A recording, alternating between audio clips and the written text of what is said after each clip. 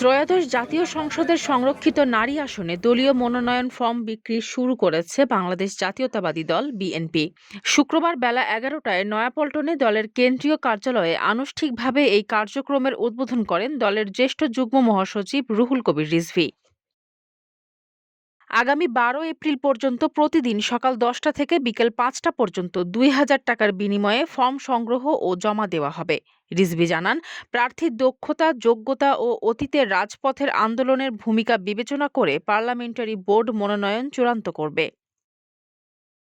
প্রথম দিনে সাবেক সংসদ সদস্য হারুনুর রশিদের স্ত্রী ও সাবেক নারী সাংসদ সৈয়দা আসিফা আশরাফি পাপিয়া, নোয়াখালীর উম্মেল সালমা নীলা, ডাক্তার জেরিন দেলোয়ার, অ্যাডভোকেট আরিফা সুলতানা রুমা, কণ্ঠশিল্পী বেবি নাজনীন সহ আরও অনেকেই। এখানে আমরা পরিচ্ছন্ন রাজনীতিতে বিশ্বাসী, একটি শক্তিশালী আদর্শে বিশ্বাসী, শহীদ রাষ্ট্রপতি জিয়া রহমানের আদর্শ এবং দেশনেত্রী বেগম খালেদা জিয়ার আস্থা, তারেক রহমানের বিশ্বাস আমাদের প্রধানমন্ত্রী।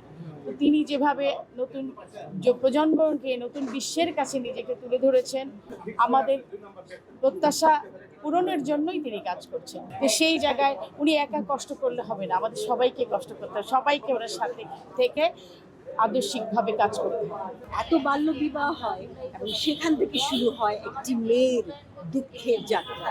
আমি এই দুঃখের যাত্রাকে আমি বলবো না আমি বিচ্ছিন্ন করে দেব, বাট কমাতে তো পারবো। সেই আশায়, সেই প্রত্যাশায় আমি একজন সাংসদ হতে চাই, so that I can speak, I can talk and I can be seen that আজকালকার মহিলারা চুপ থাকার সময় চলে গেছে, এখন কথা বলতে হবে, অধিকার। মনোনয়ন ফর্ম সংগ্রহের পর প্রার্থীরা নিজ নিজ এলাকার অবহেলিত বিভিন্ন বিষয় তুলে ধরে কাজ করার প্রতিশ্রুতি জানান।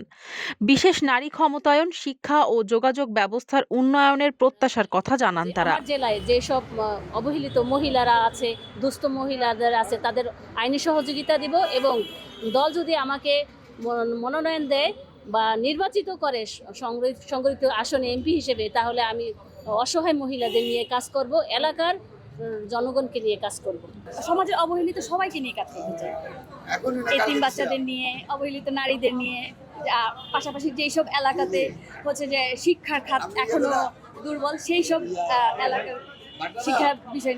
ইসি ঘোষিত তফসিল অনুযায়ী 21 এপ্রিল মনোনয়ন জমা এবং 12 মে ভোট গ্রহণ অনুষ্ঠিত হবে।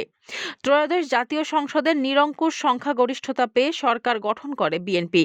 সংসদে প্রাপ্ত আসনের অনুপাতে 50টি সংরক্ষিত আসনের বিপরীতে বিএনপি পাচ্ছে 36টি আসন, যা দলের মনোনীত প্রার্থীদের মধ্যে বণ্টন করা হবে।